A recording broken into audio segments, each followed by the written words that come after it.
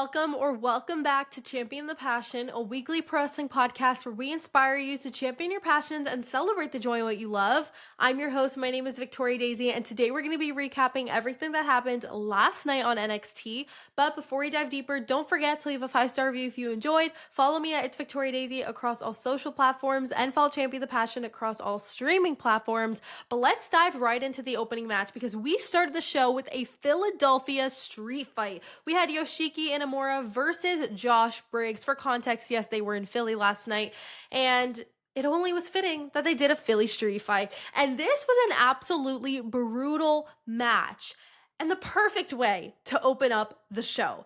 Now, NXT last night was in a theater, like the type you see Romeo and Juliet, if you will.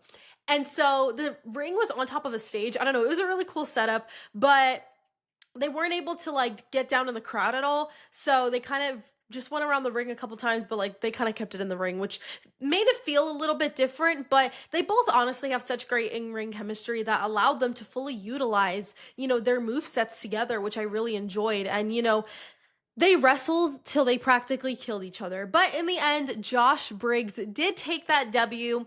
Next match we had was Ricky Saints versus Jasper Troy. Now, this was one of my most anticipated matches for last night. Now, this was a great match. And unfortunately, I did notice a couple of rookie botches from Jasper Troy, but thankfully, Ricky Saints stepped in right away, like the vet that he is, to make it seamless. And, I noticed only because, I pay attention to the nitty-gritty details of every little match, but I was able to see that Ricky helped him. And so honestly, I love that. And Jasper's still learning. He's only been at the PC for a year. So actually might be less than that. So, it's totally okay. It happens. But I did really love the athleticism in this match, and the spots were really, really good.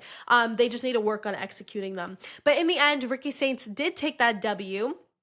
Then after, we had our first segment of the night. This was the final face-to-face before Heatwave for Jordynne Grace and Blake Monroe. So Jordynne came out first and got on the mic to address that coming to WWE, her mission was to win gold, but she has not accomplished that yet.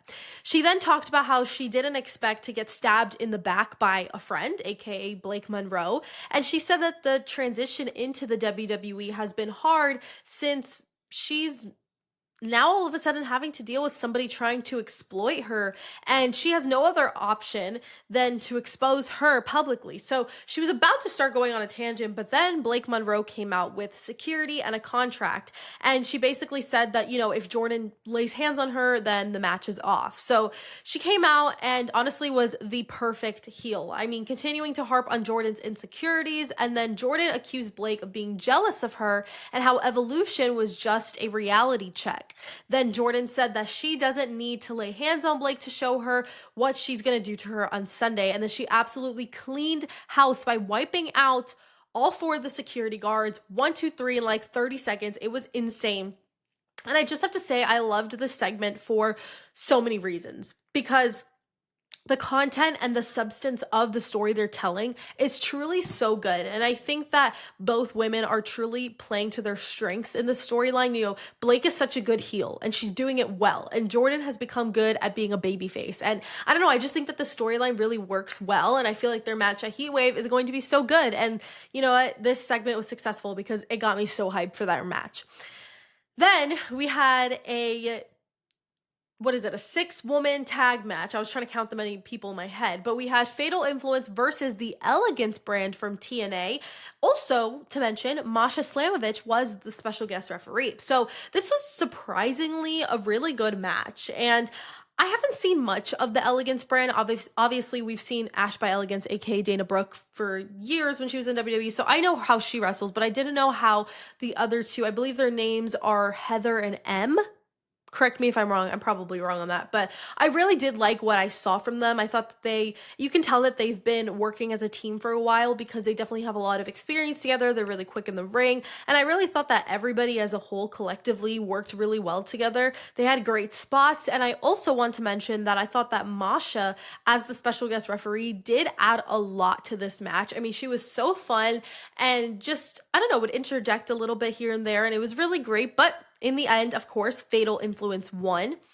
Then we had a USA/Canada peace treaty with Chelsea Green, Ethan Page, Tyra May Steele, and Tavion Heights. Now, this was absolutely hysterical, okay? I mean, the dynamic between the four of them was great. And they were able to create such great moments. It was amazing. So Ethan started off the segment by cutting a promo, and he basically talked about how the Olympics and wrestling are two completely different worlds. He said that in the Olympics, there's second and third place, but in wrestling, there's only winners and losers. And I love that he said that because it honestly is so true. For those who don't know, Tyra May Steele and Tavion Heights are both Olympic gold medalists, and obviously Chelsea Green and Ethan Page are vets in the wrestling world. So it ended up becoming a roast battle between the four of them, roasting each other's countries and just themselves. And it honestly escalated very quickly to the point where Ava, our general manager, came out to announce that this Sunday at Heatwave, we are getting a mixed tag match between the four of them, which I'm so excited. I love a good mixed tag match,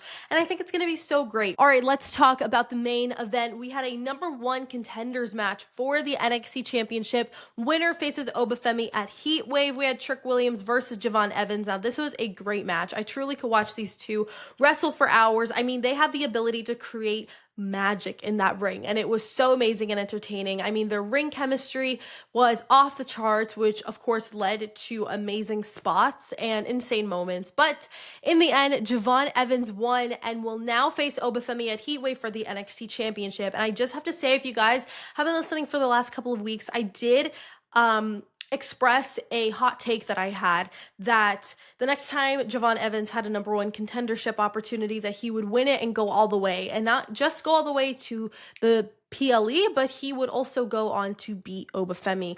And I called it a couple weeks ago, and now it seems like we are getting closer to that. I mean, Jevon is going all the way. He is going to beat the ruler. He is going to be our new NXT champion. And I think this is a win-win situation, truly, because nobody has been able to beat Oba.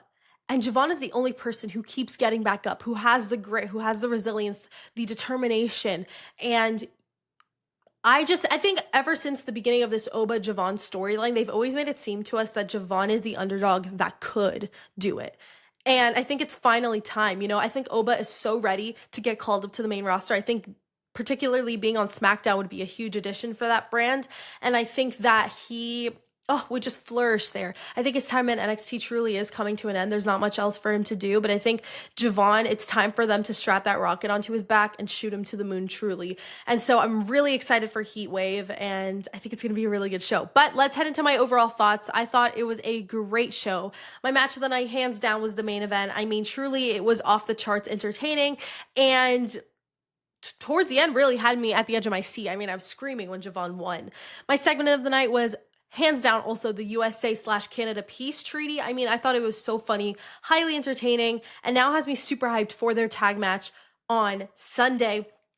And this brings me to my overall rating of an 8.5 out of 10. I consider doing 9, but I don't know, 8.5, 9 out of 10, somewhere in that realm. It was so great. But please stay tuned for Friday's special bonus episode of Champion the Passion, where I will be previewing and predicting the entire card for NXT Heatwave this Sunday.